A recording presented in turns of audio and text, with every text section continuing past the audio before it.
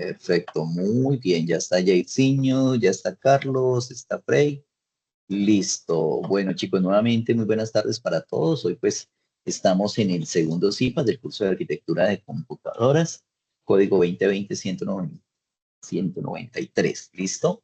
Entonces, hoy van a estar con el ingeniero Frey, que los va a estar acompañando. Tenemos en el chat a Carlos y tenemos también a Jairzinho, que nos van a estar colaborando con la temática de responder los chats que se vayan presentando. Espero pues que tengan una buena tarde. Yo estoy ahí al pendiente de la grabación del CIPAS.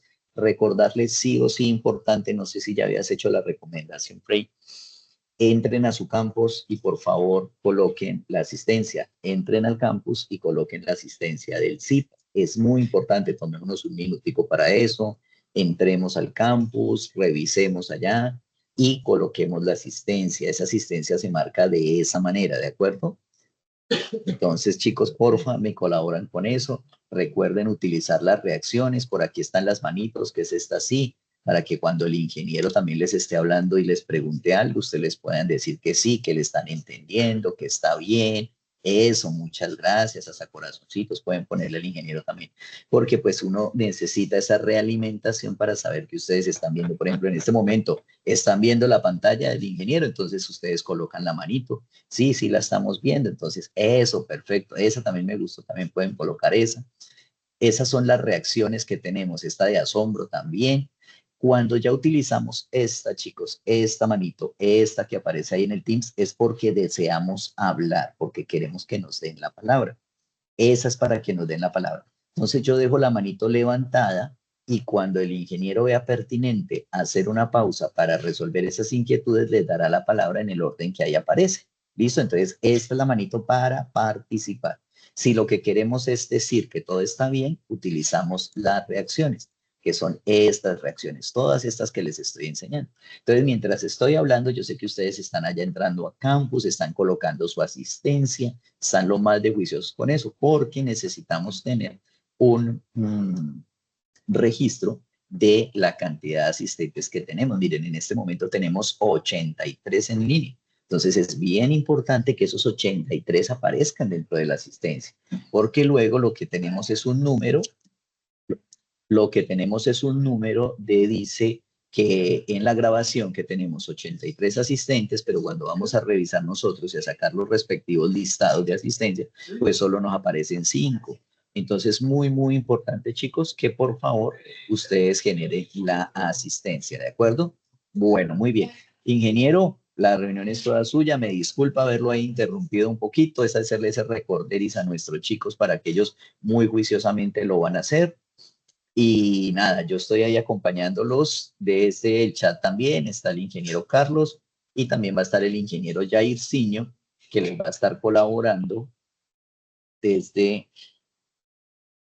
desde el chat. Jairzinho también, ya convertir en moderador. Creo que ya, no, ya creo que estás Jairzinho, me parece que ya estás. Y también creo que está el ingeniero John Jairo también por ahí. Sí, John Jairo creo que también está. Sí, Perfecto. sí, señor, sí, ingeniero. Señor, ambos. Eso, no, mejor dicho, hoy tienen ustedes aquí a todos los tutores de nuestra red de cursos, chicos, para que pues hagan preguntas, para que estén pendientes, para que, bueno, hagamos las cosas lo mejor posible. Yo voy a estar por ahí, como siempre, estoy pues en otras reuniones también alternas, pero hoy voy a estar pendiente. Listo, ingeniero, no le quito más tiempo. ¿Puede empezar la grabación o se la arranco acá? Ah, ya estás grabando. Ok. Ya, sí, señor, ya estoy Listo. grabando. Dale, buena, listo, vale. Estoy pendiente. Ok, gracias, ingeniero. Muy bien, jóvenes, buenas tardes para todos. Compañeros Carlos Jaramillo, Carlos Monsalve Jaramillo, el compañero ingeniero también Jairzinho y el compañero ingeniero Jairo. Bienvenidos a todos ustedes, jóvenes, a este segundo CIPA.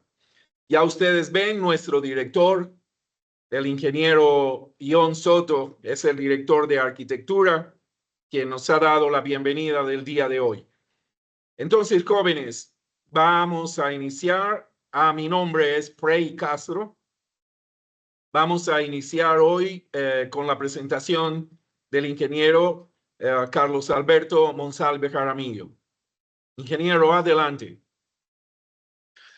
Muy buenas tardes, compañeros, y obviamente todos los alumnos que nos escuchan, pues, y que están dentro de este team y este CIPAS, que el fin es como mostrar un poco sobre lo que es la parte de arquitectura de computadores, que conozcan obviamente algo sobre ellos. Aquí traje algo más que todo bueno, el nombre mío es Carlos Monsalve, qué pena en todo caso.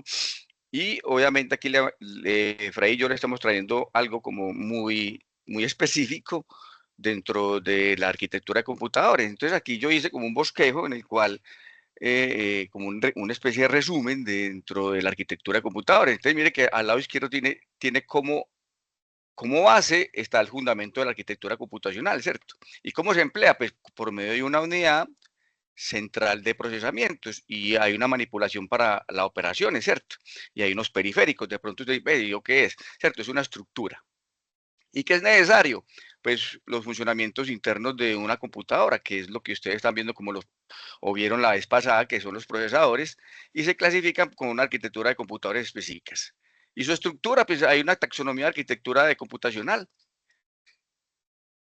donde está la computadora, su evolución, que eso es lo que en el trabajo que tienen que hacer, que son esas líneas de tiempo que tienen que hacer de cada una de ellas, de los procesadores, que son la generación de computadores, que está lo que es la primera línea, que es la parte de los bulbos, que fue la primera parte de los computadores, de los bulbos, en la parte que eran transistores de alto eficiencia, pero eran demasiado grandes.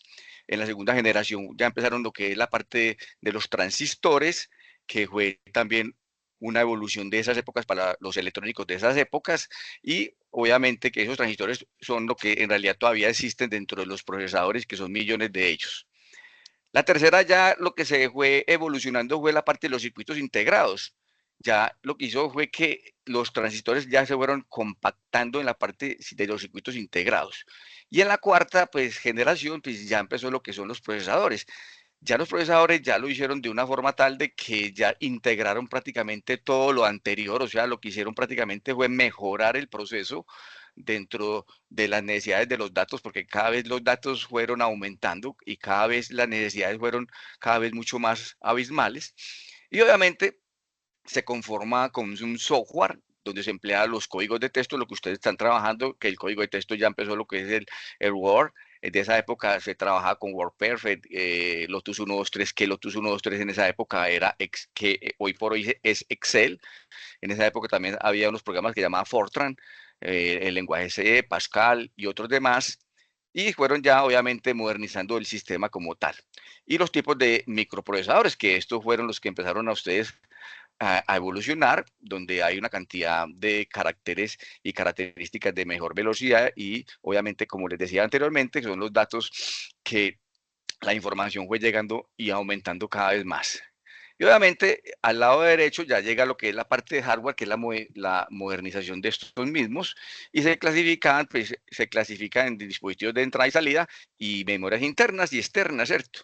Y obviamente el origen fundamental, que es de el modelo von Neumann, ¿cierto? Entonces, todo esto, mire que todo esto es una estructura muy bonita en la cual cómo se evolucionó. Entonces, vuelvo y resumo. En la primera parte es donde empezó los bulbos, que fue la parte lógica que había en esas épocas, donde luego se evolucionó porque eran tubos de vacío muy grandes, entonces los sistemas eran demasiado grandes, ahorita van a ver un poco sobre ellos. La segunda fue los transistores, que ya empezaron a mejorar el sistema lógico. La tercera fueron los circuitos integrados y obviamente los procesadores, que ustedes están trabajando sobre eso. Y todo lo otro, los software y hardware, y más que todo con el modelo Neumann. Entonces, mira, la época de las primeras generaciones y segundas generaciones eran circuitos de alto volumen, o sea, para tener una contextura de un disco duro era demasiado grande, para llevar información era de una cosa muy pequeña, en realidad de bits, y eso en esa época era un boom, y eso fue lo que empezó a trabajarse. En la segunda era fue que ya empezaron a trabajar todo lo que es la parte de la sustitución de las tarjetas electrónicas para ir generando, pues, más pequeños los circuitos. empezaron los que son los llamados transistores, que de pronto los que de pronto han visto alguna cosa en un circuito electrónico van a ver muchas cosas de estas, que son la parte lógica. Los electrónicos como tal manejan muy bien todo este concepto, donde cada circuito tiene unas características propias para colocar la lógica de los datos, y recuerden de que esto es entre ceros y unos, entonces eso se hace por medio de transistores. Esta fue la evolución después de la primera parte, que son el bulbo, y luego lo que es la parte de los transistores. Luego llegó toda la generación nuevamente de los circuitos integrados, que ya, como se dice ahí, integraron todos los transistores a una lógica mucho más clara y más precisa, como para poder que el sistema sea más pequeño y ir minimizando todos los volúmenes tan grandes que habían antes en esas épocas, ¿cierto? Y obviamente todo lo que ya empezaron, estos circuitos empezaron a trabajar con una computadora, con una unidad lógica aritmética, ya le metieron la parte matemática, toda una unidad de control, como lo dice la palabra, controla todo el sistema, y unas memorias para poder coger los datos, y obviamente unas entradas y unas salidas, ¿cierto? Y esto fue el primer modelo de von Neumann, pues fue el primero que dijo, bueno, es que yo creería que de una otra forma, para poder yo generar datos, debo tener un sistema matemático lógico que llama la ALU, un sistema que controle todo este sistema, y una memoria que me coja todos los datos, y a través de todo este hilo, porque este caminito que es una entrada y salida, ¿cierto? Eso fue lo que más o menos hizo eso, y eso se fue evolucionando mucho más los procesadores como tal. Y más o menos esto fue una de los tipos de procesadores de esas épocas, el 404, el 8008, entonces tenía una capacidad de frecuencia, entonces esta frecuencia, estos buses, este número de transistores, entonces mire que el 4004 tiene 2300 transistores, era un procesador que tenía toda cantidad de transistores, que era lo que les decía anteriormente, que de una otra forma los transistores los integraron dentro de una tarjeta, circuitos integrados, y luego a los procesadores. Entonces un procesador tiene de esas épocas 2300 transistores. O sea, en términos generales, son personas que están trabajando para generar unos datos, ¿cierto? Por decir algo. Luego fue evolucionando, mire que llegó el 8080 o el 8008, y fueron aumentando los transistores, y que aumentaron también obviamente la velocidad de transmisión, ¿cierto? ¿De quién? De los datos. Entonces mire que siempre estamos a par a la velocidad de transmisión de datos. Entonces usted dirá, pero ¿cómo lo hace? Pues obviamente por medio de transistores, que la lógica cableada de los transistores, y esto lo que hace es generar una lógica muy clara como para poder transmitir datos y organizarlo como los electrónicos lo hacen, ¿cierto? Dentro de una lógica. Entonces ya llegó el 286, que fue uno con pantalla con pantalla monocromática en esas épocas, porque de aquí para arriba eran solamente digitales. Ya empezaron a evolucionar del 386, que es de la Intel, entonces ya colocaron 275.000 transistores en un circuito, ¿cierto? Y así sucesivamente cada uno fue empezando a aumentar la cantidad de transistores. Los transistores es parte fundamental, mire que aquí dice, los transistores son parte fundamental, porque son los que lógicamente cogen los datos en un tiempo real a una frecuencia de transmisión. En este caso es 1.2 megas, ¿cierto? Y así sucesivamente, cuando llegaron los Pentium, lo que ustedes están viendo dentro de la línea esta de procesadores, cada uno empezó obviamente a tener una trascendencia mucho más clara, y a aumentar más obviamente la capacidad de transistores y la lógica de ellos como tal. Aquí otra parte, ya fueron los Pentium 3, Pentium 4, y así sucesivamente hasta lo que hoy tenemos. Listo, entonces en realidad los procesadores como tal es la cantidad de transistores que tiene para darle una lógica y una velocidad mucho más rápida. Luego de todo esto, pues también hablando un poco de esa estructura, pues el código ASCII, que es muy interesante para todo el mundo, debido a que nos generó los primeros códigos en realidad, y que generaron los primeros programas en la parte assembler. Ustedes van a ver esa parte en la parte, en las últimos guías o los últimos temas tareas.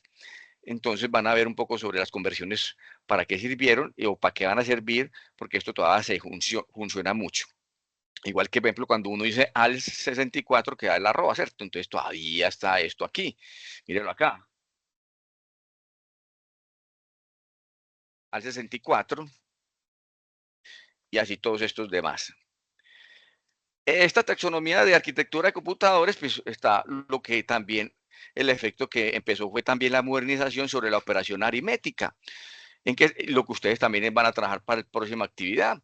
Se basa en sistemas numéricos, aritmética de punto flotante, álgebra booleana, fue lo que empezaron a incluir dentro de esa estructura. Luego, obviamente, la manipulación de datos, que es la clasificación, que es una taxonomía de Flynn o taxonomía de Shur. Entonces, todo esto lo que hizo fue generar mucho mejor la contundencia dentro de la arquitectura. En esta parte también se forma lo que es la unidad central de procesamiento, que es obviamente donde se encuentra la parte de la memoria principal, la manipulación de los buses y los registros, donde esta parte de los registros es la parte última, que es la parte fundamental de los ceros y unos, que es un mundo diferente donde están todos los transistores. Los buses son los caminos por donde van a pasar toda la información, una unidad de control, una unidad aritmética lógica y una placa principal, que es la parte donde está la fuente de alimentación y todo lo que es la parte eléctrica. Entonces, todo esto es una estructura que se hizo o que yo la hice con ese fin. En esa parte aritmética ustedes van a encontrar todo lo que los programas den o contienen hoy por hoy, que es la ALUC, donde ellas se componen de toda esta parte suma, resta, multiplicación y todas estas cosas por estilo, y la parte de comparaciones y obviamente la parte lógica. También en esa época las memorias eran muy pequeñas. En esta parte era de 16 bits, digamos esta parte AX, que es la EAX, ¿cierto? Que es un espacio de memoria del 8080 creo que es, que esta es la estructura interna de las memorias donde se acumula la información o lo que uno está trabajando, que eso es lo que vamos a trabajar mucho más adelante. Y mire que son registros muy pequeños donde la información va llegando aquí y se va calculando. Mire que cada uno tiene, por ejemplo, la EAX es un acumulador, lo que es la EBX es un índice de base, la SX que es un contador, y cada uno tiene unos principios para cada cosa, para cada programación de esta, que era el 8080, ¿cierto? Y otros demás, que es la parte de assembler. Dentro del funcionamiento interno de la computadora, pues están los formatos de instrucciones. Obviamente, él tiene unas instrucciones, tiene un microoperaciones, tiene unos temporizadores, tiene unos reloj del sistema, tiene un reset del sistema, tiene un ciclo de span y tiene unos decodificadores, claro, obviamente. Y esto está muy internamente dentro de la CPU, ¿cierto? Todo esto es sistema, hay un sistema que está por dentro, que es el que vigila todo el sistema de la MyMover, ¿cierto? Bueno, es la misma parte, entonces aquí hay unas codificaciones también sobre cómo cuando uno codifica dependiendo de, esto lo traje así muy rápidamente, pues esto es más para la codificación que ustedes van a hacer más adelante, como van a ser los mejores programadores, entonces al menos para que conozcan un poco sobre toda la estructura. Y los ciclos y los tiempos, porque ellos tienen un tiempo, cuando se habla de frecuencia y de tiempo, es que es el tiempo de respuesta de un dato, ¿cierto? Y se trabaja a unas velocidades infernales, ¿cierto? Por decir algo. Esto es un ejemplo muy pequeño, pero en realidad así se trabaja internamente en ceros y unos, por medio de una base de lectura, y se va cogiendo los datos y se va transportando a través de ellos. Y obviamente que ya la parte moderna, ya empezaron la entrada y salida de los periféricos, como lo que es el teclado, lo que es la pantalla, el mouse, el escáner y todas estas cosas ya se configuraron, ya fueron modernizando todo el sistema como tal de la estructura. Frey, ¿puedes seguir ahí? Muchas gracias, ingeniero Carlos. Ok. Denme un segundo, por favor. Si quieres, con este yo te sigo, o vas a presentar otra cosa. No, eso está bien, donde tú estás. Yo continúo. Dale a la siguiente, Carlos. Ok, muchas gracias. Muy bien. Jóvenes, hay dos elementos que es importante tener en cuenta y es la velocidad del procesador, que ustedes todos ya conocen, ¿sí? Procesadores de 3.4. Algunos de ustedes les han dicho procesadores con turbo a 4.3 GHz y los procesadores últimos que tienen una velocidad de 5.1 GHz. Jóvenes, aquí hay que hacer dos diferencias. Ojo, esto que ustedes están viendo acá, jóvenes, eso es básicamente lo que conoce el mundo normal. ¿Sí? Frecuencia de operación del procesador. ¿Ya? Ahora, la pregunta es, jóvenes, ¿qué nos interesa a nosotros como ingenieros? Y aquí viene la parte más importante, jóvenes. ¿Cómo medimos realmente nosotros un procesador? Entonces, la gran mayoría de la gente dice, ok, es un i7, es un i9, un i11 que ya está también, muy pronto sale al mercado, o es un AMD, un Ryzen 7, un Ryzen 9. Ok, eso está bien. Jóvenes, pero a nosotros como ingenieros nos interesa un parámetro más importante. ¿Por qué?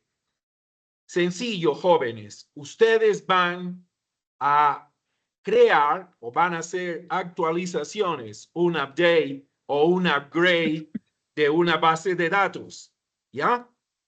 Y la pregunta es, bueno, ¿y qué diablos tiene que ver el procesador con la actualización de una base de datos?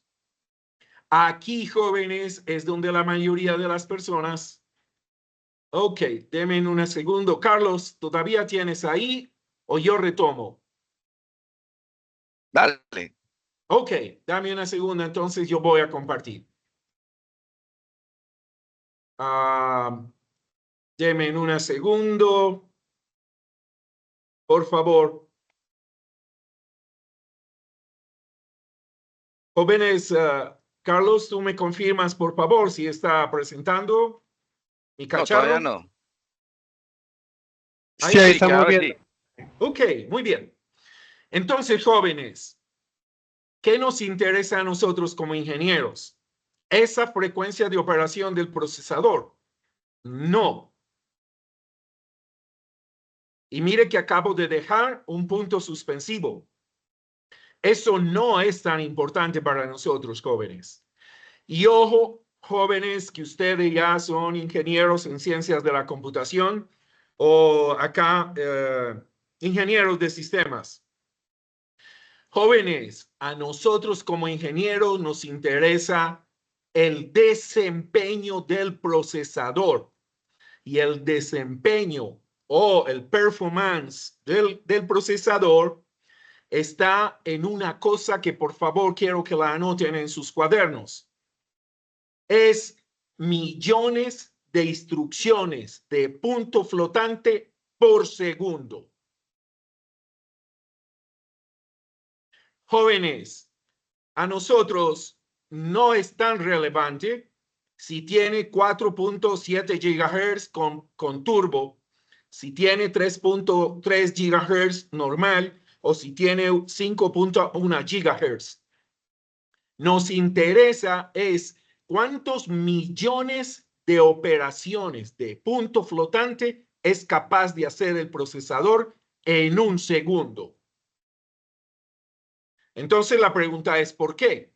Por simple, jóvenes, si ustedes van a hacer un update o un upgrade a una base de datos de 400, 800 millones de registros, ustedes necesitan que ese procesador haga muchas operaciones de punto flotante por segundo.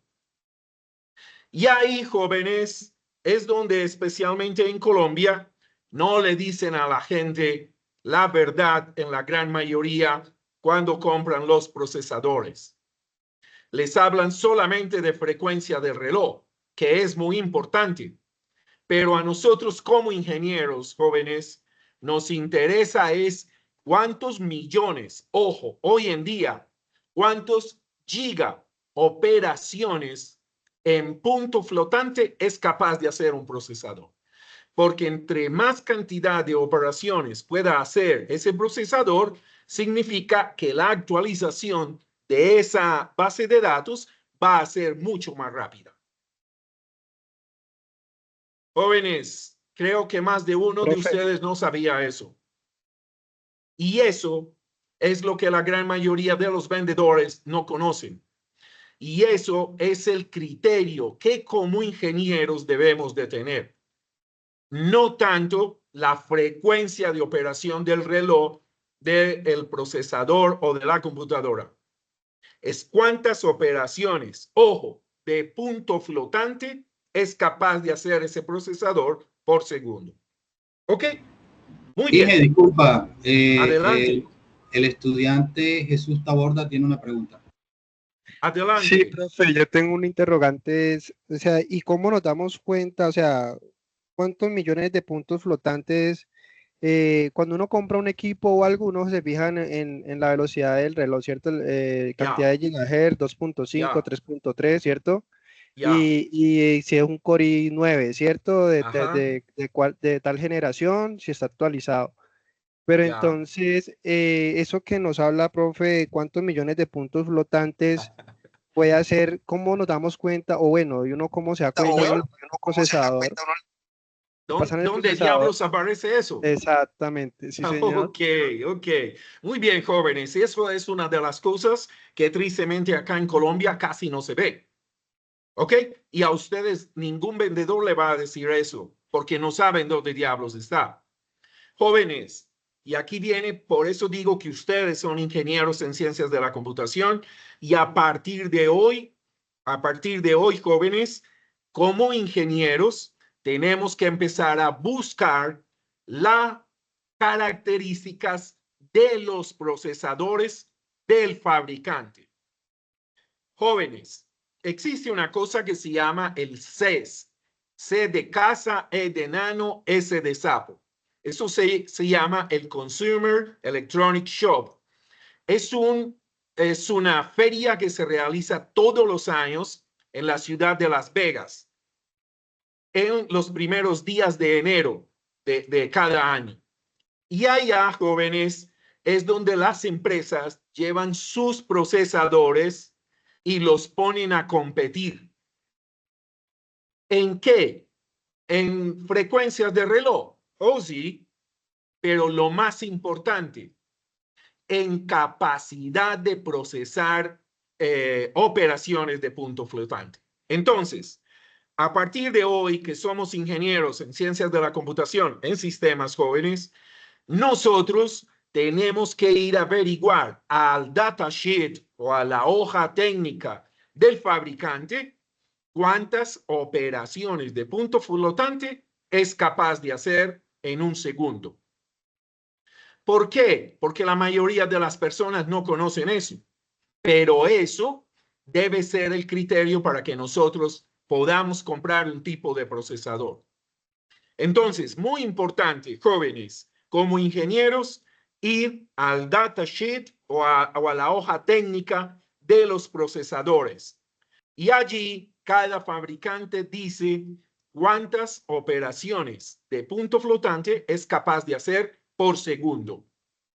Y ya no son millones de operaciones, sino giga operaciones. ¿Ok?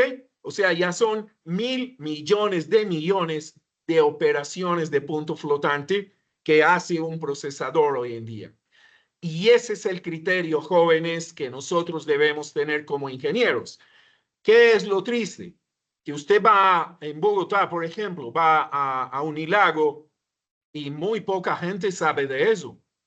¿Sí? O usted va a las demás ciudades donde hay centros de computación y muy pocos vendedores conocen de eso. Pero ustedes a partir de hoy es el criterio que van a exigir. ¿Por qué? Porque en sus organizaciones jóvenes, ustedes van a responder porque esas bases de datos se actualicen lo más rápidamente posibles. Y la única forma es que tengamos procesadores muy rápidos que hagan los cálculos matemáticos supremamente rápidos. No necesariamente por la frecuencia de operación. Venga, ¿les queda claro eso, jóvenes, a todos? Ingeniero, Carlos Mario tiene una pregunta también. Adelante, Carlos Mario. Muchas gracias. Sinceramente está muy interesante. Nunca había escuchado sobre ese concepto. Pero es que hay una cosa ahí que es la que todo me pone a pensar. Si estamos hablando específicamente de un escenario en el que voy a dimensionar un servidor para una base de datos, yo no voy a comprar eso a Unilago. O sea, uno va a Unilago a comprar un equipo para la casa. Sí, En Unilago no voy a armar un servidor, entonces. En el caso más local, voy con el proveedor fabricante, o sea, voy a comprárselo a IBM, a Dell, no sé quién será. O en el caso de mi trabajo, en la nube. Entonces, Amazon es el que me responde por la potencia de lo que necesite y ya uno dimensiona, pero ahí donde me queda la cosa sonando. Tienes toda la razón. Yo lo ponía como ejemplo. Ahora, pero si hablamos en términos reales, que veo que tú quieres hablar de términos reales, ya no hablamos de microprocesadores, hablamos de mainframes. Y ese es el otro cuento que acá en Colombia no han podido entender. Todo el mundo cree que un servidor es ponerle a una máquina, a un PC portátil, 64 gigas o 128 gigas en memoria, ponerle disco, 4 discos de 2 teras de estado sólido, y dicen que eso es un server. No, en el ejemplo real que yo quiero hablarles, si ya hablamos entonces del mundo real, tenemos que hablar de mainframes.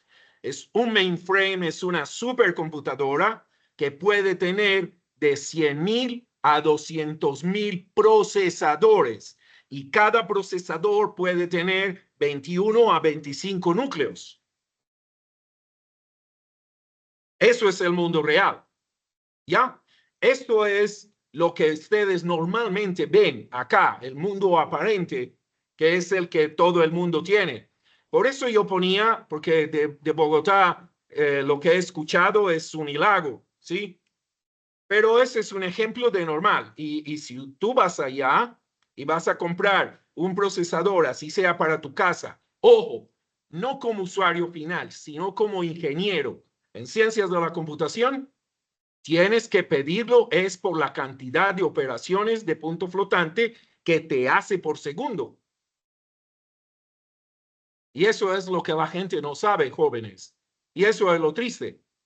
Por eso la idea es que podamos compartir esto. ¿Ok? Muy bien. Voy a seguir entonces con ese dato. ¿Ya? Ok. 2 conceptos importantes. Tiempos de ciclo, hilos y núcleos. ¿Ok? Muy bien. Voy a decir, jóvenes, que esto, lo que ustedes están viendo ahí, es, entre comillas, una pequeña descripción. Y aquí voy a entrar otra vez. Yo uso una expresión. ¿Alguien me corrige, por favor? ¿Cuánto eran las plagas de Egipto? ¿Eran cuántas? Creo que eran 7, ¿verdad? 7. Ok, muy bien. Jóvenes, les comento que una sola sobrevivió, la octava. ¿Y sabe quiénes son? Los vendedores. Es una plaga, porque los vendedores no te dicen la verdad. ¿Ok? Y ustedes como ingenieros tienen que conocer realmente qué es lo que están comprando para ustedes o para su organización. Entonces, jóvenes, esa pirámide que ustedes alcanzan a ver ahí, ¿sí? Tiene una cosa muy interna que se llaman registros, que es la taxonomía o es la escritura interna con la cual nosotros los ingenieros diseñamos el procesador. Hola, joven, por favor, apagar audio. Hola. Ok, muchas gracias. Y joven, hay un elemento que se llama memoria caché. Y aquí viene otro cuento que les dicen a ustedes en Colombia, jóvenes. Un vendedor le dice, te voy a dar tanta capacidad de memoria RAM, ¿ok? Tanto procesador, tanto disco duro. Pero como tú me caes bien, te voy a dar 64 gigas de memoria caché. Y ustedes dicen, oh, ese vendedor le caí bien. Y eso no vale más dinero. No, no vale más dinero. Te lo voy a dar. ¿Ok? Gratis. Jóvenes, eso no es verdad. La memoria caché es una memoria interna dentro del procesador a la cual ningún usuario tiene acceso. Ojo lo que acabo de decir, jóvenes. La memoria caché es una memoria interna dentro del procesador a la cual absolutamente nadie tiene acceso. Yo he escuchado mucho la expresión, jóvenes, es que eso fue almacenado en la memoria caché, sobre todo cuando navegan por internet. Eso está en la caché. Y yo digo, uy, muéstrame la caché. Y entonces van y buscan, es la memoria RAM. Y yo digo, ven, pero si la memoria RAM, cuando se apaga la máquina, se apaga la memoria RAM, entonces, ¿dónde diablos está la caché? No, jóvenes, ustedes como ingenieros en ciencias de la computación, tenemos que tener claro que los procesadores internamente tienen una pequeña, muy pequeña cantidad de memoria mediante la cual la unidad lógica aritmética, al hacer procesos de cálculo, ahí almacena temporalmente los datos y cuando esos datos exceden la capacidad de esa memoria, porque es muy pequeñita, entonces esos datos deben ser llevados a la memoria RAM, que ahí sí tiene muy alta capacidad. ¿Ok? Entonces, jóvenes, ojo, no se vayan a dejar engañar por ese cuento de la memoria caché. La memoria caché es una pequeña memoria que tiene internamente el procesador y que le sirve para poder hacer los cálculos. Por ejemplo, la suma de 2 más 2 más 5. ¿Sí? Nosotros los humanos de una vez decimos 9.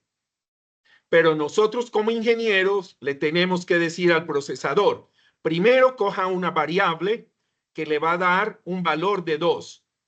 Esa variable la va a sumar con otra variable que tiene otro valor de 2 y el resultado, la suma de las dos, almacénelo en algún lugar, que es una cosa que tiene internamente que se llama acumulador, que es, digámoslo así, esa parte de memoria.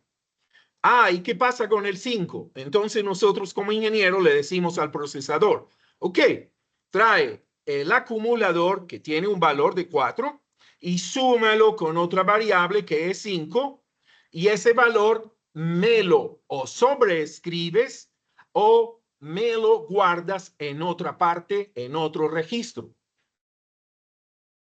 Jóvenes, ¿sí van viendo la diferencia? Y venga, jóvenes, voy a aprovechar algo acá que es muy importante, jóvenes. Y como estamos hablando entre colegas, no existe un procesador inteligente, jóvenes.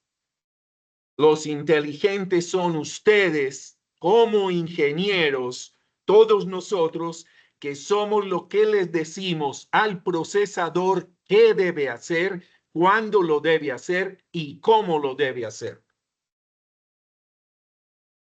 No existe un procesador que tenga inteligencia propia. El día que eso suceda, todos desapareceremos. Y ojo, alguien me dice, inteligencia artificial. No, señores, eso no tiene nada que ver. Hay procesadores que tienen inteligencia artificial. Y yo les digo, oh sí, por ejemplo, el M4 de Apple tiene inteligencia artificial. El Snapdragon para los celulares también tiene inteligencia artificial. Pero no los hace inteligentes, jóvenes. Inteligencia artificial son unos algoritmos que hemos diseñado ustedes y yo como ingenieros para hacer las cosas cada vez más eficientes, más rápidas, y al mundo le hacemos creer que es inteligencia. Jóvenes, creo que hoy estoy tumbando un montón de mitos, ¿sí? Porque estamos hablando entre colegas y entre colegas tenemos que ser claros que afortunadamente todavía nosotros existimos y somos nosotros los que tenemos la capacidad de diseñar todos estos cacharros. ¿Ok? Muy bien, voy a seguir adelante. Muy bien. Esta, jóvenes, es el famoso CPU. A mí me da risa porque también es muy usual que uno le muestre un equipo grande, ¿sí? O sea, un computador de escritorio a la gente y la gente le diga, ok, esa es la CPU. Bien, eso está bien para las personas normales. Para nosotros como ingenieros, no, esa no es la CPU. La CPU es el procesador, Central Processing Unit, unidad de procesamiento central. Es ese chip del que estamos hablando. Y a ese chip es el que llamamos CPU. El resto lo llamamos carcasa o lo llamamos caja o como ustedes quieran. Pero eso es el procesador, ¿ok? Y ya les voy a mostrar ahorita una cosa bien interesante. Esto que ven ahí, jóvenes, eso que estoy mostrando con la mouse, ¿sí? Que ustedes de pronto algunos ya lo han visto, que es el procesador, el procesor, ¿ya? Esta es la CPU, unidad de procesamiento central, ¿ok? Y este señor es el que realiza las operaciones. Pero la pregunta es, hey, ¿y cómo diablos la realiza? Ya les vamos a mostrar. Esto, jóvenes, es mostrar 4 cosas diferentes para una sola cosa en común.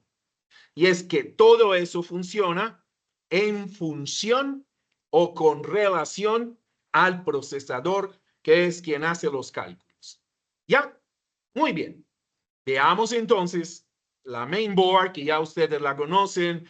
Algunos lo llaman mainboard, otros la llaman motherboard, otros la llaman tarjeta madre, otros la llaman tarjeta principal, pero es lo mismo, ¿sí? Y es un conjunto de elementos electrónicos entre los cuales se encuentra el proceso. ¿Ok? Muy bien.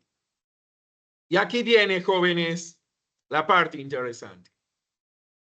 Como les mostró el ingeniero Carlos, aquí tenemos lo más importante que tiene un procesador interno. Y es una unidad aritmética lógica, una unidad de control, unos buses de entrada y salida y una memoria. Ojo que esa memoria es la memoria caché, ¿sí? Y esa memoria caché está dentro del proceso. Allá no accede nadie, jóvenes. Esa memoria es construida, diseñada por cada uno de los fabricantes de procesos en el mundo. ¿Ok? Pero esa memoria es muy pequeñita con relación a la memoria RAM. ¿Ok? Muy bien. Veamos entonces qué contiene esto por dentro. ¿Ya? Que es la parte interesante. Y aquí viene la parte más importante, jóvenes, del procesador internamente. La unidad lógica aritmética o la famosa ALU. ¿Ok? La pregunta es, ¿qué diablos hace la ALU? Entonces, jóvenes, ¿recuerdan el tercer o cuarto slide que les mostró el ingeniero Carlos Monsalve acerca de la unidad lógica aritmética? Muy bien, jóvenes, todas las operaciones que ustedes hacen, ustedes, por ejemplo, ya están viendo matemáticas, ya pasaron de álgebra, debieron haber visto cálculo diferencial, ahora deben estar viendo cálculo integral o de pronto ecuaciones diferenciales, y usted digita una ecuación diferencial o, por ejemplo, una integral. Listo. Y usted le dice al procesor, calcúlame el valor de esa integral. ¿Ok? Jóvenes, esa integral, una culebrita que ustedes ven que tiene un símbolo, ¿sí? Como una culebrita de arriba hacia abajo. Jóvenes, todo eso, igual el cálculo diferencial, cuando ustedes ven una dx sobre dt, ¿sí? O cuando ustedes ven una raíz cuadrada, que a más de uno de ustedes le da miedo cuando ven raíces cuadradas o raíces cúbicas. Todo esas son operaciones aritméticas y todas las operaciones aritméticas se reducen a una sola. Se llaman sumas. El procesador es especialista en sumar. Ustedes más que nadie saben que una multiplicación es una suma repetida. ¿Bien? ¿Ok? Eso todos lo saben. O sea, cuando usted dice 2 por 3, que le da casi siempre 6, entonces es que usted coge 3 veces el número 2. 2 más 2 más 2 y le da 6. ¿Ok? Eso es una suma. Ahora, jóvenes, cuando ustedes dicen, voy a crear una exponencial, una función exponencial, ustedes dicen 2 a la 3. Y siempre pongo ese ejemplo porque todos automáticamente saben que eso es 8. Se lo graban en su cerebro y saben que es 8. Pero si uno les dice, ok, dame 2 a la 17, hasta ahí llegan. ¿Ok? Entonces, ¿qué es esa exponencial? Es una suma multiplicada. 2 a la 3, ¿a qué es igual? A 2 por 2. Y el resultado por 2 le da 8, que eso es 2 a la 3. Pero ¿qué es 2 por 2? Que es 4, es 2 más 2, ¿verdad? Y eso le da 4. Ahora, eso lo vuelve a multiplicar por 2. Y eso es lo que le da 8. Sigue siendo una suma. Y una raíz cuadrada es una resta. Entonces, jóvenes, todas las operaciones matemáticas que nosotros como ingenieros diseñamos cuando estamos haciendo simulaciones van hacia esta parte y es la parte de operaciones aritméticas. ¿Ok? No me voy a extender más porque sería otra cosa y no quiero extenderme más ahí. Y entonces algunos de ustedes me preguntan, hey Frey, ¿qué diablos es la parte lógica? Simple, jóvenes. Todos ustedes están viendo sus teclados al frente, ¿verdad? Y ustedes tienen la tecla, por ejemplo, K. ¿Ok? Y ustedes oprimen la tecla K. Y esa tecla K, ustedes pueden escribir un texto con eso. Entonces, jóvenes, las operaciones lógicas son básicamente comparaciones. Las aritméticas son sumas, las lógicas son comparaciones. Entonces, le voy a concretar el ejemplo porque es muy importante. ¿Qué pasa cuando usted oprime la tecla K? Será igual a la tecla D de dedo. ¿Qué opinan, jóvenes? ¿Será lo mismo? Alguien que me responda, por favor. ¿Será lo mismo la tecla K que la tecla D de dedo? No, señor. No, perfecto, excelente. Ahora, la pregunta para ustedes, ingenieros. ¿Y cómo sé yo que la K es K y que la D es D? Si yo soy un procesador. ¿Cómo creen ustedes, jóvenes? ¿Por la constitución de unos y ceros? Sí, finalmente se llega a los unos y ceros. Allá es donde llegamos, jóvenes. Pero esto es muy simple. Cada letra de ese teclado que ustedes tienen al frente corresponde a un código en unos y ceros único. ¿Sí? Entonces, cuando usted escribe la letra K, corresponde a un código que solamente es válido para esa tecla K. Ustedes lo vieron ahorita que les dijo el ingeniero Carlos Monsalve, que el código ASCII. ¿Sí? Y ese código, cuando usted pone teclas Control Alt, cualquiera, ¿sí? En realidad es un código en unos y ceros.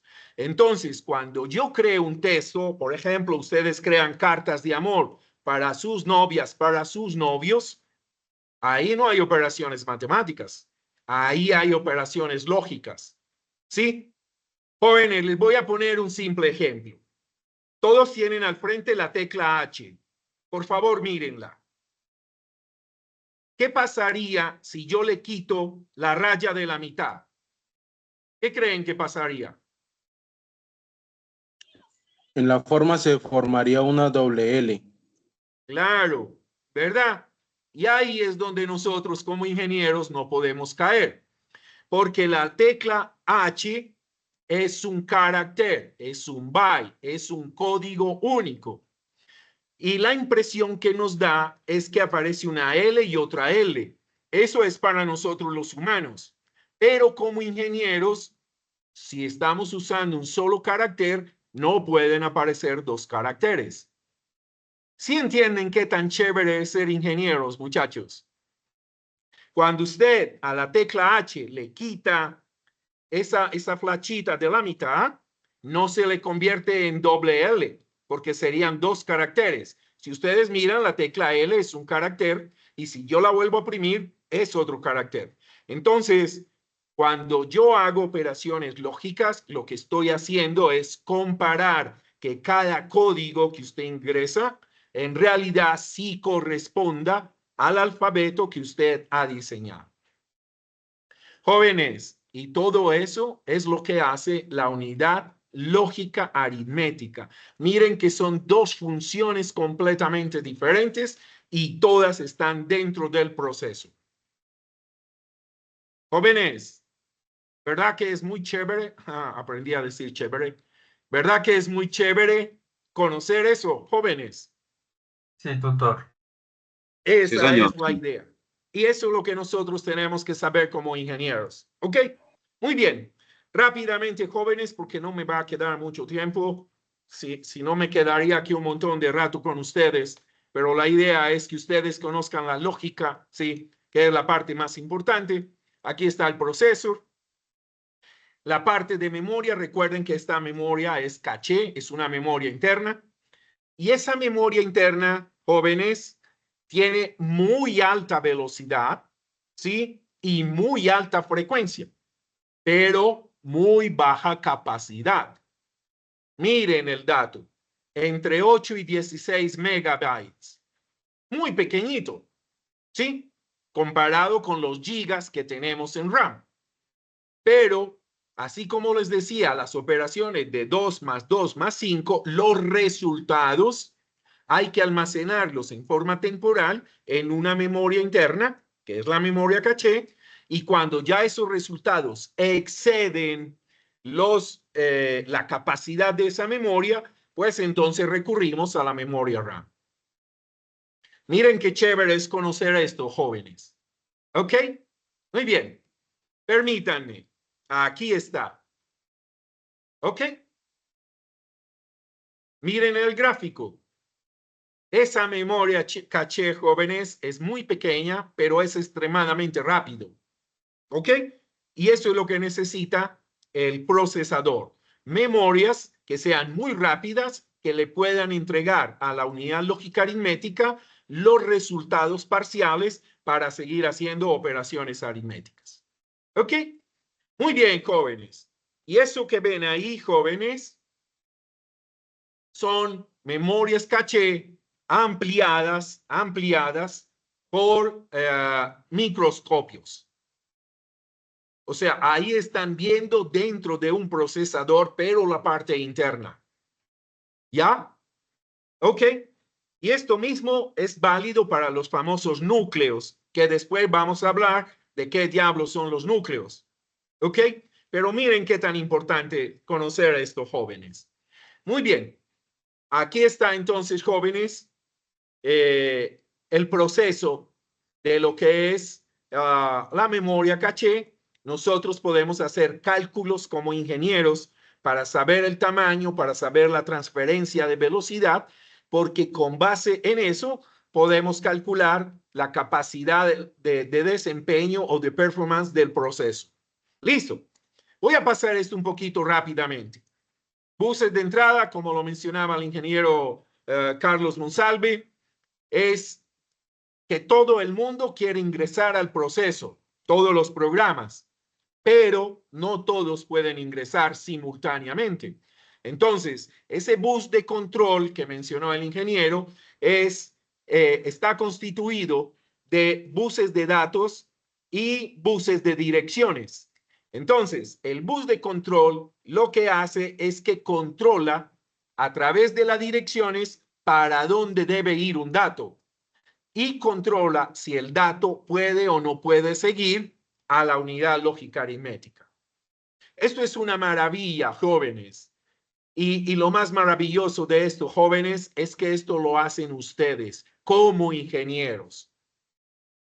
Esa es la parte más maravillosa, jóvenes, que ustedes como ingenieros son capaces de diseñar y hacer esto. ¿Ok? Muy bien. Voy a seguir un poquito más adelante. Mírenlo acá.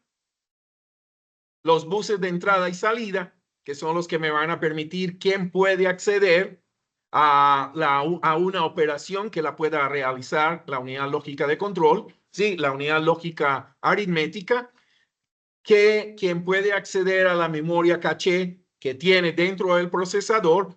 Todo eso lo hacemos a través de estos buses. ¿Ok? Muy bien. La unidad de control que ya les acabo de mostrar, ¿ya? Que es la que permite direccionar. ¿Ok?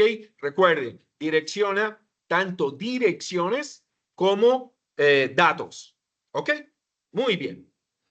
Aquí es algo de los que ya les estaba comentando el ingeniero Carlos, ¿sí? Algunos tipos de procesor, ¿ya? Y esos tipos de procesor, pues son características técnicas, al cual el primer joven me decía que cómo diablos llegamos a la información de millones de instrucciones por segundo de punto flotante. Ojo, jóvenes, a propósito de operaciones de punto flotante, les voy a ofrecer excusas, pero me voy a demorar un minuto más en eso porque es importante que ustedes conozcan eso, jóvenes. Jóvenes, ¿cuánto da 10 dividido 2? ¿Alguien me dice, por favor? 10 dividido 2. 5. 5. Excelente. Ahora, 8 dividido 2. 4. 4. Muy bien. O sea, mire que son números enteros, ¿verdad? Ahora, ¿cuánto daría, por ejemplo, 10 dividido 3.23? Alguien que haga la operación en una calculadora. 3,09. ¿Cuánto, perdón? 3,09. 3,09 y deben de seguir otro montón de números, ¿verdad? Sí, señor. ¿Alguno recuerda el número pi? ¿A cuánto equivale? ¿Alguno lo recuerda? Creo que es 3,1416. 3.1415. Eso es 3.141592.6 y un montón de ceros. Eso, jóvenes, que para nosotros toda esa cantidad de decimales, entre comillas, no nos da una operación exacta. Eso es lo que se llama operación de punto flotante. Entonces, cuando usted, como jefe de sistemas de un banco, va a hacer una actualización de los saldos que tiene un tarjeta viente, un cuenta viente, usted le tiene que decir con centavos. Usted no le puede decir que usted tiene 1 millón exacto de pesos, porque ese cliente tiene es 1.000.002 pesos. ¿Qué pasa si usted le dice que tiene 1 millón de pesos y le quita los 2 pesos? ¿Qué pasaría, jóvenes? En muchos casos empiezan a alegar por esos 2 pesos. Sí, señor. Y el banco se mete en un lío.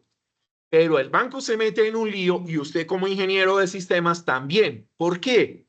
Porque usted no hizo el cálculo. Usted usó algo que se usa mucho acá, que es que redondear.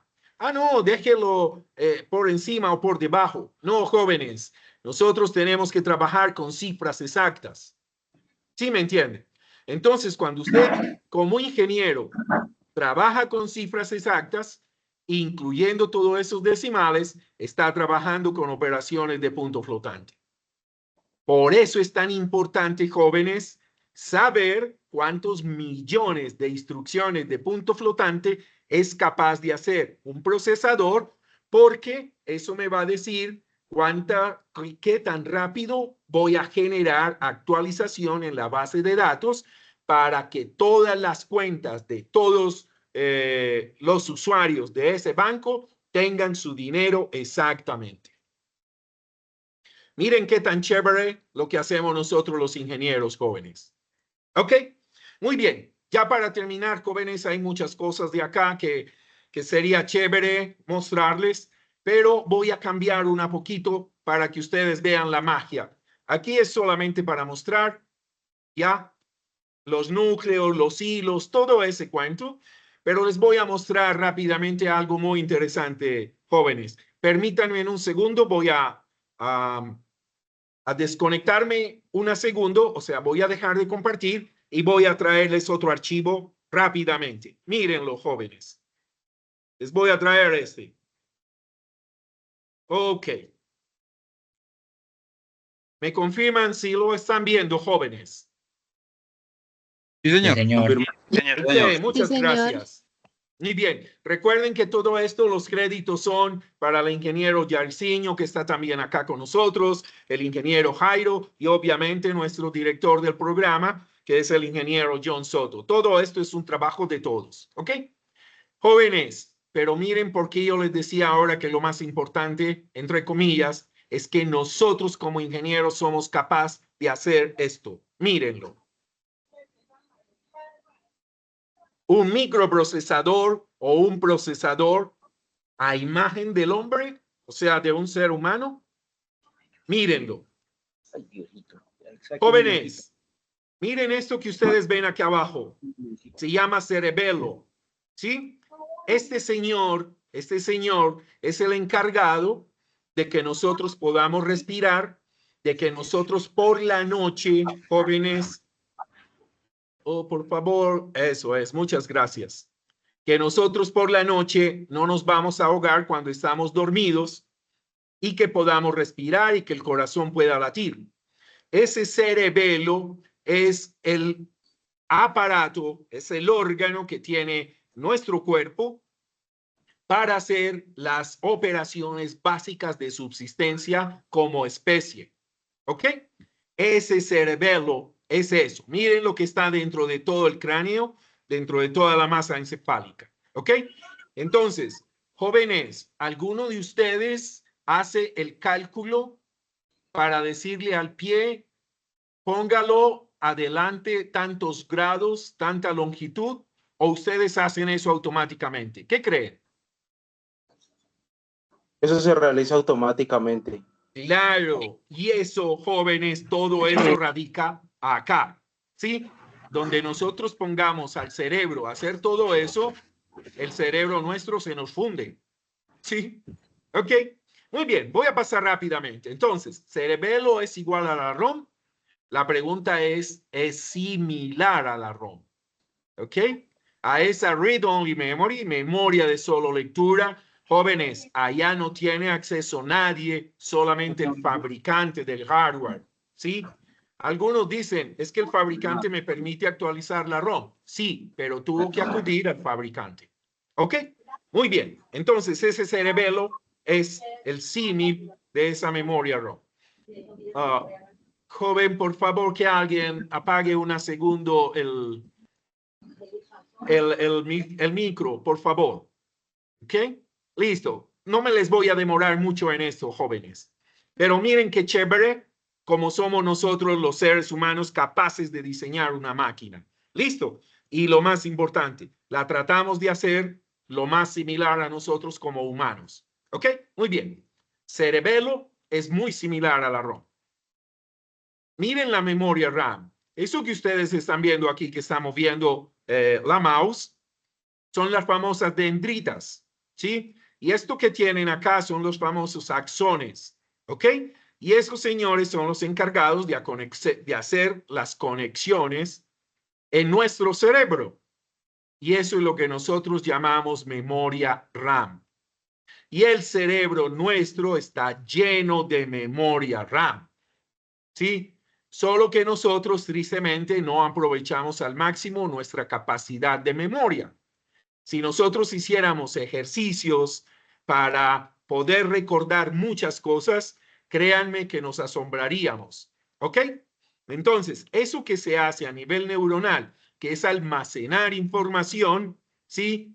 Ese es el equivalente de lo que el hombre ha construido como memoria RAM. ¿Ok? Muy bien. Y todo esto, jóvenes, todo eso junto es lo que nosotros llamamos CPU. El cerebro, todo ese cráneo, ¿sí? Es donde está ubicado esa memoria RAM, ese cerebelo, donde está todo eso. Ese es el procesador. ¿Ya? Por eso, mucha gente dice que es el cerebro de la computadora. Y hacen un símil relativamente cercano. No digo que igual, pero relativamente cercano. ¿Ok? Jóvenes, váyanse maravillando de lo que ustedes son capaces de hacer. Esto es hecho por ingenieros, como ustedes. ¿Ok? Muy bien. Estos jóvenes, esa capacidad de procesamiento, millones de instrucciones por segundo de operaciones de punto flotante, eso es lo que hace todo este cerebro cada vez que usted estimula el cerebro. Cada vez que usted ve, jóvenes, en realidad los ojos no ven. Los ojos son sensores que le llevan información al cerebro y ese cerebro la procesa, ¿sí? Y al procesarla toma decisiones, como por ejemplo, ver un hueco para no caerme. ¿Ya? Y eso es lo que nosotros hacemos como ingenieros con el concepto de CPU, capacidad de procesamiento. ¿Ya? Muy bien. Esto que ustedes ven acá, jóvenes, los dos famosos, mejor está esta, miren esta, ¿ya? Los dos famosos hemisferios, que uno es lógico y el otro es aritmético. En uno hay capacidad artística, hay capacidad de hacer muchas cosas y en el otro más capacidad de razonamiento. Jóvenes, la unidad lógica aritmética. Miren ahí.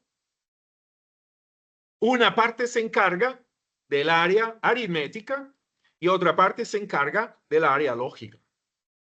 Miren nosotros como ingenieros, cómo construimos máquinas que cada vez se asemejan más a nosotros los seres humanos. Y eso son lo que ustedes están haciendo hoy en día como ingenieros jóvenes. Y este sistema, ya no me faltan sino 2 slides para ir terminando, jóvenes. Esto que ustedes ven ahí, ese sistema nervioso, ¿sí? Donde a uno le tocan un dedo y uno siente, ¿sí? Todo eso es el equivalente al sistema de cableado que hay dentro de una mainboard o dentro de una motherboard o dentro de los famosos hilos que vimos ahora. Ese sistema nervioso transporta las señales, en nuestro caso, lleva los datos para que el procesador pueda procesarlos. Y eso, jóvenes, es equivalente a esto. Nosotros tenemos extremidades superiores e inferiores, ¿sí? Muy bien. Eso ustedes lo ven en el símil cuando ustedes conectan sus USB, cuando ustedes conectan celular, discos duros externos a la computadora, estamos haciendo un símil con eso.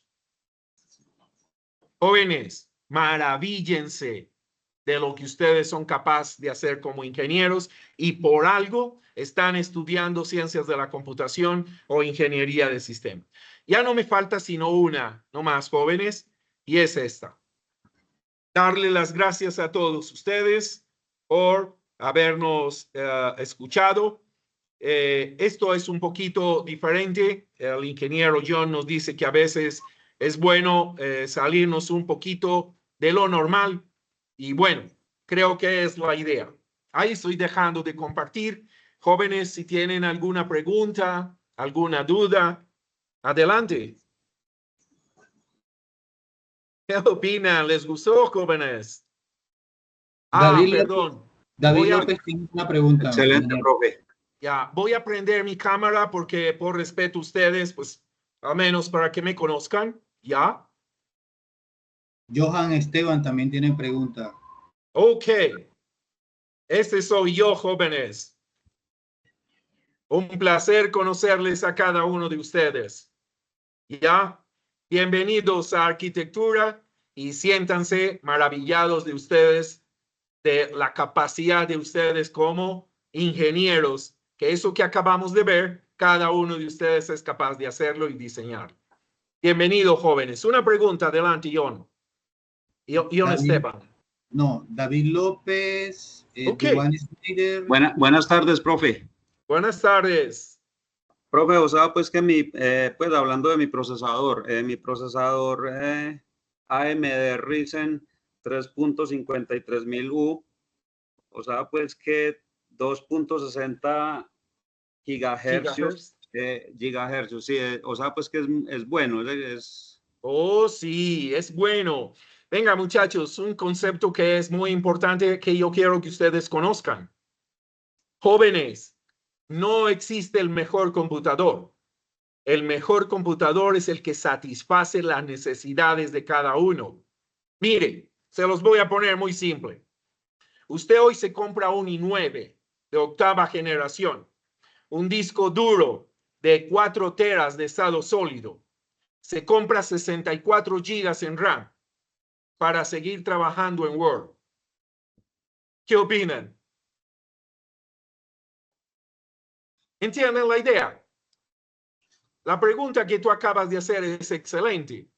Cualquier equipo que nosotros compramos, si nos satisface las necesidades como usuario final, es válido. Claro, eso sí, es lo que dice Daniel. Equivale a tener un Lamborghini o un Bugatti Veyron trabajando a 20 kilómetros por hora. Eso es verdad. ¿Sí? O conduciendo en las calles de nuestras principales ciudades, ¿no? Que no alcanzan los 40 kilómetros por hora. Ok, adelante, otra pregunta.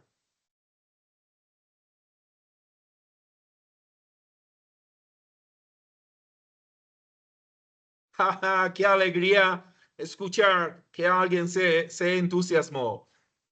Me gusta que eso. Jóvenes, veo tu manito. ¿Tienes pregunta? Buenas tardes, tutor Freddy, Jesús, compañeros y los otros tutores. Bueno, mi pregunta es muy sencilla. Para la programación, ¿qué procesador o qué especificaciones nos aconsejaría su merced como pues, especialista en el tema? Ok. Otra vez, la última frase, y me gusta esa pregunta, la última frase. ¿Cuál es la última frase? Todo depende de la necesidad que yo tenga. Por ejemplo, tú eres el jefe de sistemas de un banco, ¿ok? Como eres el jefe de sistemas de un banco, tú necesitas algo que mueva una cantidad gigantesca de datos. No sé, 300 millones de registros, ¿sí?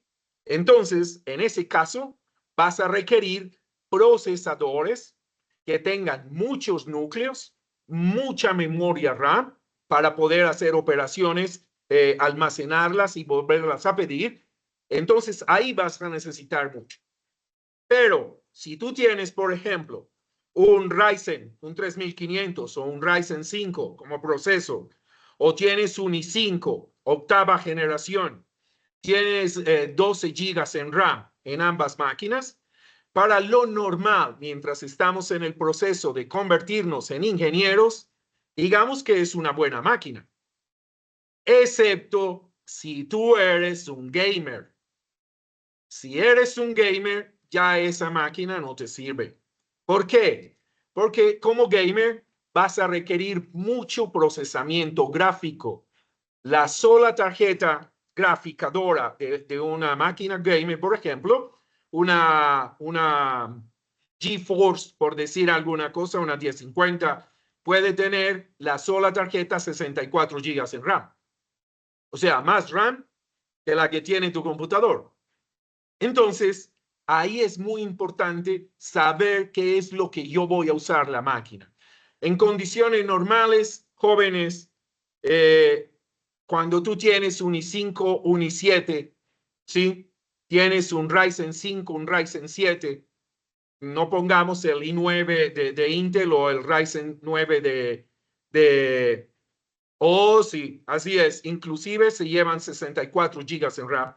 Entonces, no necesariamente hay que comprar lo último en procesador. La idea es sacarle el máximo provecho a las máquinas que tengamos.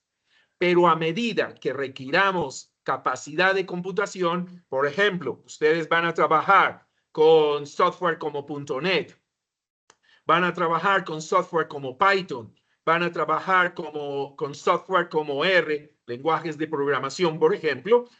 Son lenguajes de programación que normalmente requieren buena capacidad en memoria, de 12 a 16 gigas, ¿sí? Y discos duros normalmente de 1 tera en estado sólido, ¿ok? Pero cuando ya hablamos, oh sí, Daniel Steven acaba de poner un dato que es real. Entonces, jóvenes, cuando nosotros vamos a tener esa capacidad de poder procesar, ahí es donde como ingenieros jóvenes, ojo, no como usuarios finales, como ingenieros, tenemos que saber qué es lo que vamos a comprar. ¿Ok? Muy bien. ¿Alguien más tiene una pregunta? Ingeniero, 3 intervenciones más y vamos cerrando. Y terminamos. Sí, muchas gracias, ingeniero Yersin. Está Dubán Peña. ¿Ya? Ya. David López. ¿Ya? Carlos Mario Mora. Carlos Mario, adelante. Venga, más que una pregunta, un comentario con base en las preguntas que han hecho. Ya. No se dejen llevar cuando van, no sé, a Unilagua, a Monterrey, donde se compran los computadores, con ese argumento de necesito un computador para programar. La lógica es muy simple. Si usted tiene ese argumento en este momento, déjeme decirle, usted todavía no programa. O sea, quiere aprender a programar y quiere una máquina que trabaje bueno. Pero para aprender uno con un computador estándar, sale sin problema, no necesita la super máquina. Y a medida que vas avanzando, ya mismo vos te vas dando cuenta, venga, necesito, por los tipos de procesos, necesito este tipo de máquina, y así uno empieza a dimensionar. Es lo mismo como cuando la gente quiere comprar una moto, pero de entrada no sabe manejar y quiere un alto cilindraje. Usted aprenda con una chiquitica y a medida que va sintiendo y le va dando el bolsillo, va creciendo y ya no se complica tanto con qué equipo arrancar. Así es. Es excelente ese comentario, totalmente válido. ¿Ok? Muy bien, una pregunta más, jóvenes, que ya les he comido, excusen la expresión, ya les he tomado mucho tiempo de su tiempo. ¿Otra pregunta? No, ingeniero, vamos cerrando ya entonces. Ok, muy bien. Entonces, jóvenes, muchísimas gracias. Muy amables por haber estado en el CIPA.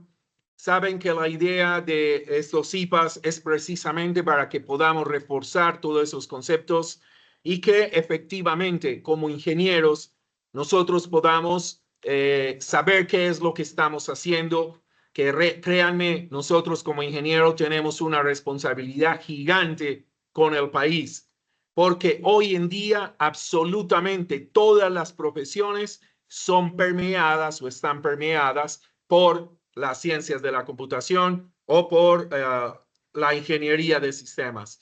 Esa es nuestra responsabilidad, jóvenes. Ustedes están en un mundo fantástico. Créanme que los animo a que sigan en este mundo de la ingeniería de sistemas y simplemente agradecerles que estuviesen por acá el día de hoy. Ingeniero John. Muchas gracias, Freddy. Un minutico sencillo. Estimados estudiantes, nuevamente recordarles, por favor, que deben generar la asistencia dentro del campus. En el campus desaparece la asistencia. Si ustedes se pasan de la hora, pues ya no la van a poder generar. Entonces es importante que siempre lo hagamos al principio, era para recordarles eso. Otra cosita, encendamos la cámara la mayoría que podamos. Vamos a sacar una fotico, vamos a sacar un pantallazo de los que puedan, los que en este momento lo puedan realizar. Muchos de ustedes están en sus trabajos y pues no lo pueden hacer, pero aquellos que lo puedan hacer, vamos a conocernos, a saludarnos un poquito. Ya conocieron al ingeniero Frey, que estuvo con nosotros, que nos estuvo acompañando, que hizo una explicación supremamente buena. Como siempre, toda la red de tutores estamos prestos a colaborarles y a explicarles lo mejor posible. Adicional, una cuñita extra, en el chat les quedó una invitación para mañana al evento de CITEINC. Es un evento que vamos a tener mañana. Mañana estoy como ponente a las 3 de la tarde, entonces cordialmente invitados, y vamos a hablar sobre Google para empresas, que les puede interesar ese tema. No es netamente de arquitectura, pero es todo ese tema hacia la parte empresarial de Google. Cordialmente invitados, es un evento de nuestra universidad, entonces para que asistamos. Muy bien los que prendieron la cámara, entonces vamos a ver todos bonitos ahí y vamos a sacar un pantallacito de los que la prendieron. Profe, qué pena, es que acabo de decir que de lo de la asistencia. Sí, señor, cuénteme. Sí, que tocaba en el campus, ¿cómo es? Sí, señor, en el campus. Usted cuando ya se inscribió en el CIPAS, el Sí, día señor. que es la reunión, ahí le aparece el link, obviamente para que se conecte, y le aparece un botoncito que dice marcar asistencia. Entonces usted marca la asistencia ahí es donde se marca la asistencia.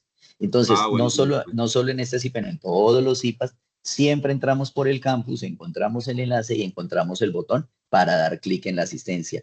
Ojo, muchísimo ojo con esa asistencia. ¿Por qué? Porque es la manera. Ya no hay formularios, ya no les enviamos nada de enlaces. Esa es donde podemos marcar la asistencia, ¿de acuerdo? Entonces, les pedimos el favor. Estuvimos reunidos hoy con asistentes y moderadores, aproximadamente 115 personas.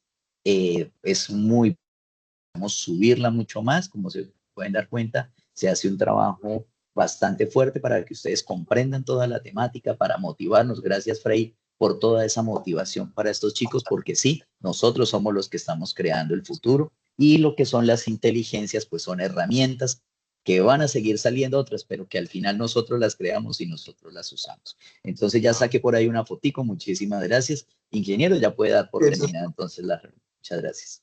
Listo, ingenieros, muchísimas gracias para todos. Gracias, ingeniero John, ingeniero Jairzinho, ingeniero Carlos, ingeniero Jairo.